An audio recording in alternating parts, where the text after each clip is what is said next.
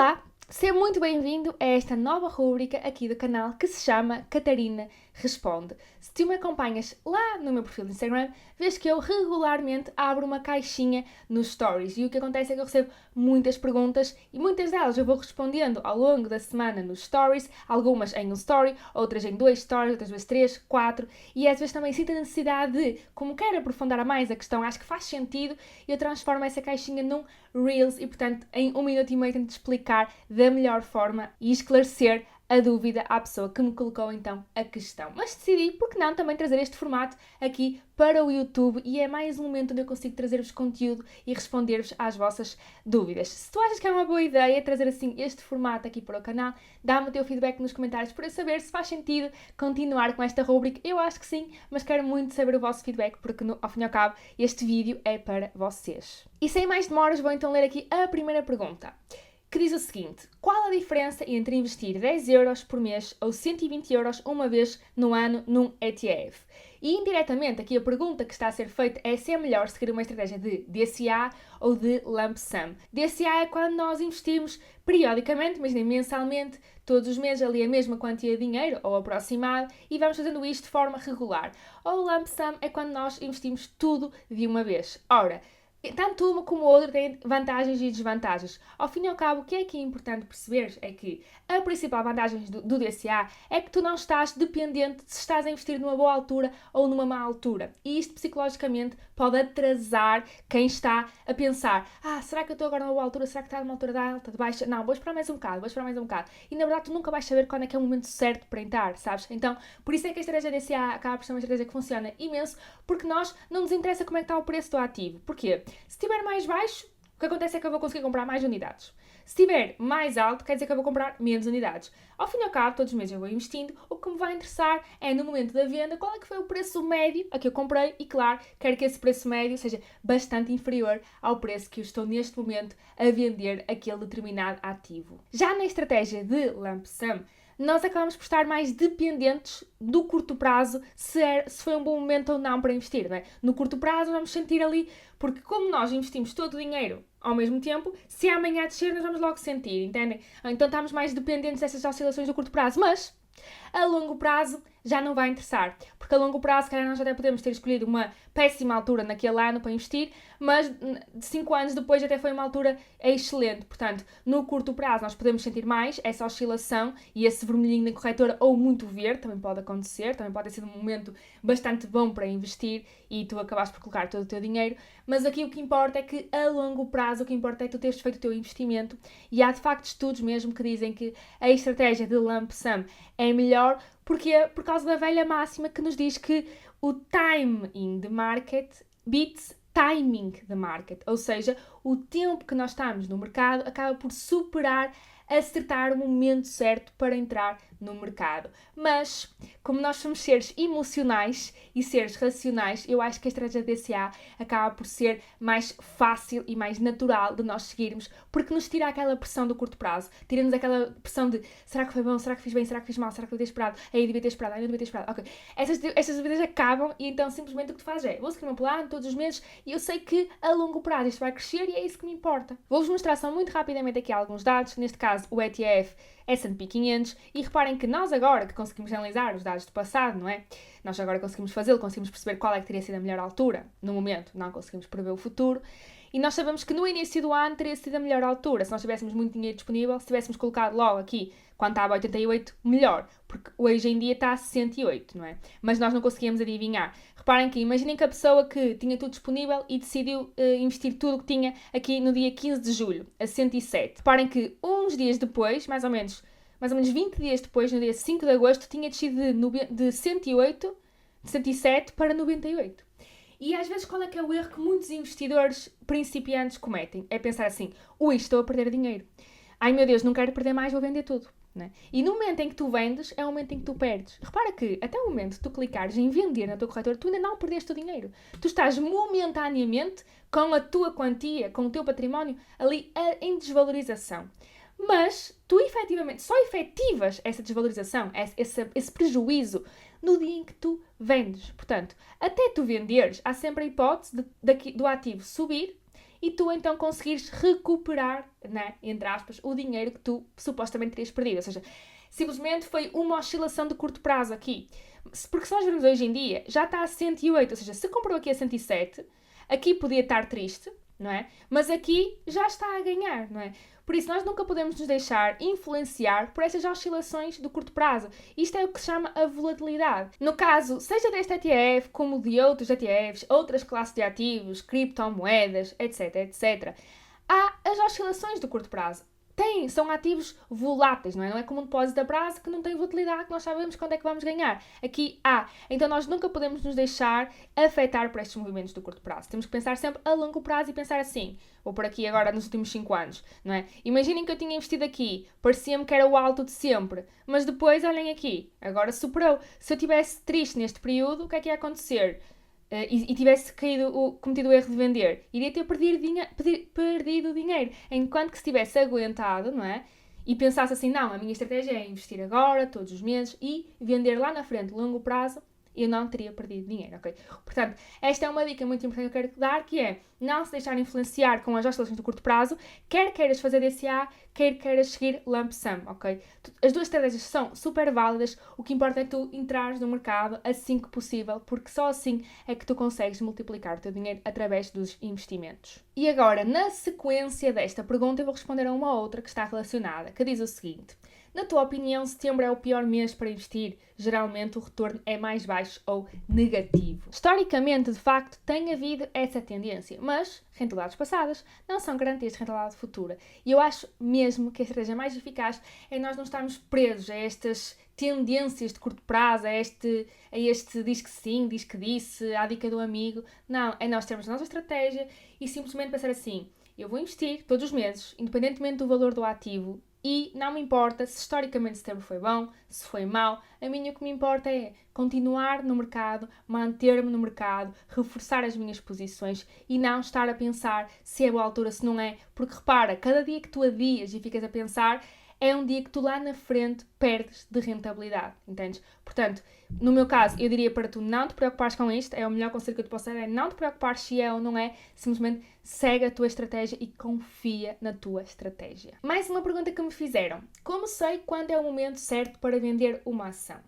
E quem me acompanha lá no meu Instagram, como aqui no YouTube, eu já mencionei algumas vezes que eu acho que uma estratégia focada em ações individuais é uma má opção para 99,9% das pessoas. Portanto, não é uma estratégia que eu recomendo de todo a esmagadora maioria das pessoas seguir. Mas mesmo assim eu quero deixar algumas dicas, porque acho que também se podem aplicar mesmo à venda de ETFs e, portanto, também quero dar aqui o meu contributo e a minha ajuda neste sentido.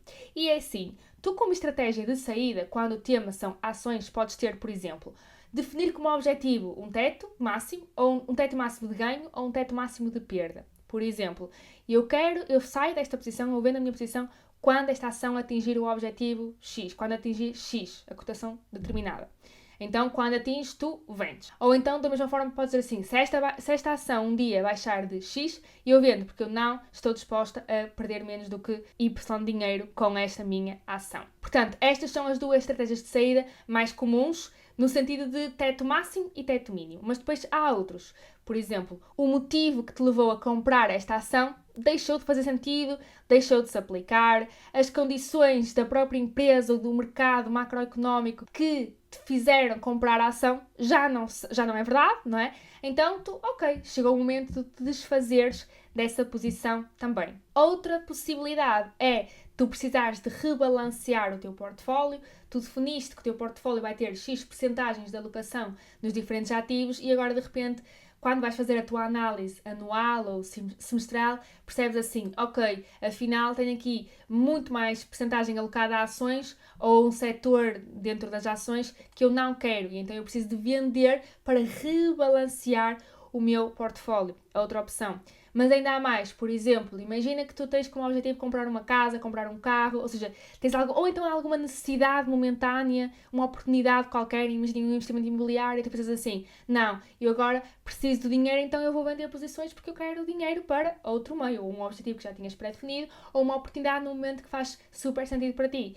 Portanto, espero ter-te passado assim algumas dicas de algumas estratégias de saída que podem fazer sentido então no momento em que tu queres vender uma ação. E agora, mais uma pergunta, que diz o seguinte: onde encontrar alguém que nos ajude a renegociar o crédito à habitação?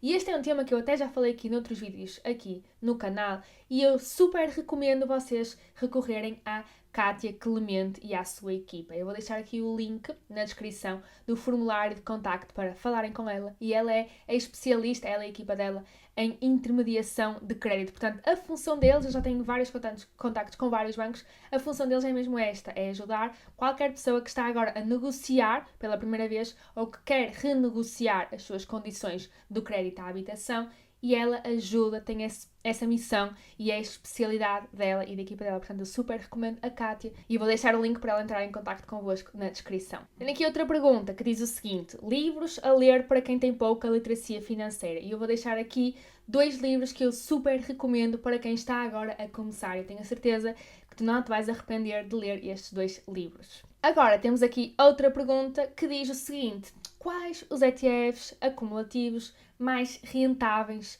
com histórico comprovados?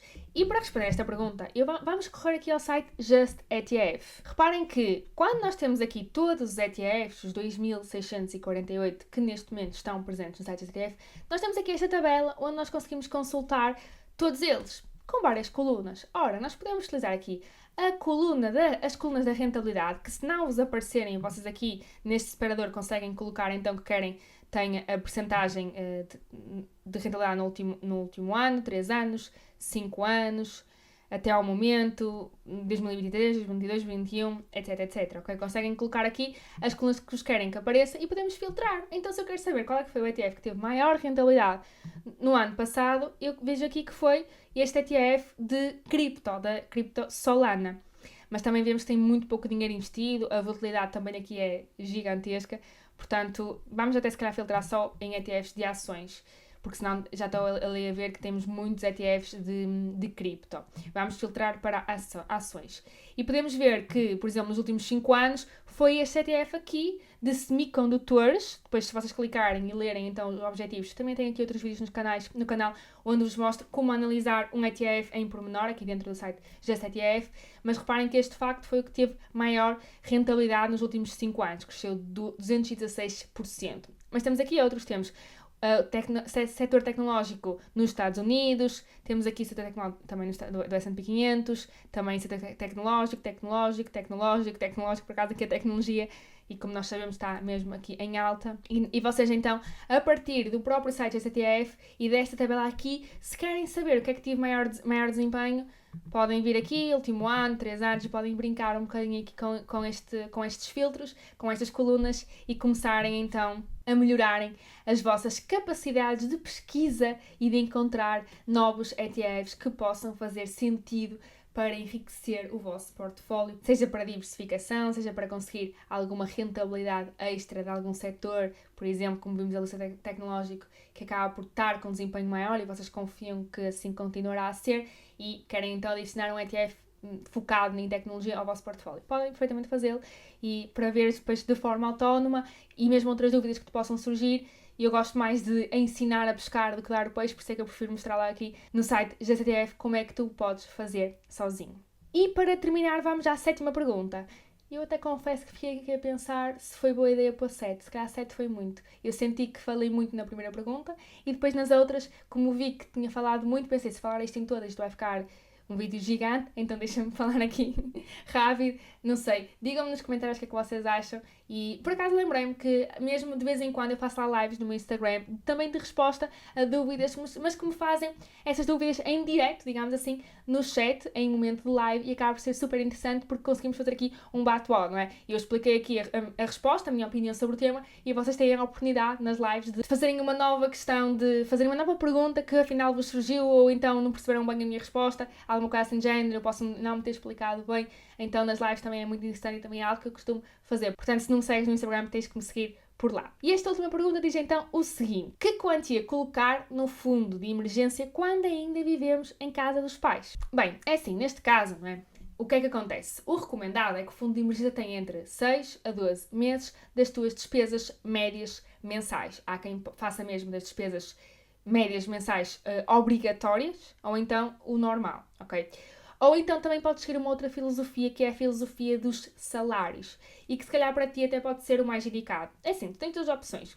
Ou tu podes dizer assim, não, eu quero ter o fundo de emergência com as minhas despesas médias mensais, sabendo que as obrigatórias são baixas, não é? Porque eu não tenho obrigações com rendas ou prestações de crédito à habitação, água, luz, etc, etc. Então tu podes mesmo ter esse montante mais pequeno no fundo de emergência, tudo bem, e o resto do teu dinheiro alocares, presumo que possas estar agora a juntar ou para uma casa ou assim, então tens esses objetivos também de curto prazo, médio prazo, que fazem com que tu também tenhas que ter ali muito dinheiro em produtos de capital garantido, porque vais precisar desse dinheiro num futuro próximo. Portanto, podes seguir esta estratégia e alocar, seja para objetivos de curto, médio prazo, ou então para investir, e consegues investir então mais por mês, porque não precisas ter tanto dinheiro alocado ao fundo de emergência. Esta é a estratégia 1, mas podes seguir numa estratégia número 2, que é já pensares no futuro e já pensas assim, ok, eu agora sei que ainda não tenho tantas responsabilidades financeiras mensais, mas sei que é uma questão de tempo até eu ter, portanto eu quero já me precaver nesse sentido, e até ou podes especular quanto é que tu irás precisar e teres então um fundo de emergência com base nessa expectativa, ou então podes seguir a estratégia dos salários e pensar assim, eu quero ter 6 salários de lado, e então tens os teus 6 salários, porque também há esta estratégia de o fundo de emergência, em vez de ser com base nas despesas mensais, ser com base nos salários. Pode ser aqui uma alternativa para ti, se de facto também acredito que é um bocadinho às vezes difícil especular quanto é que será que vais precisar por mês, o quanto é que vão evoluir essas tuas obrigações mensais, por isso às vezes como é difícil, podes seguir a estratégia aqui dos salários. E antes de terminar o vídeo, eu preciso te convidar a estar presente na semana o teu primeiro investimento. Se tu ainda não te inscreveste,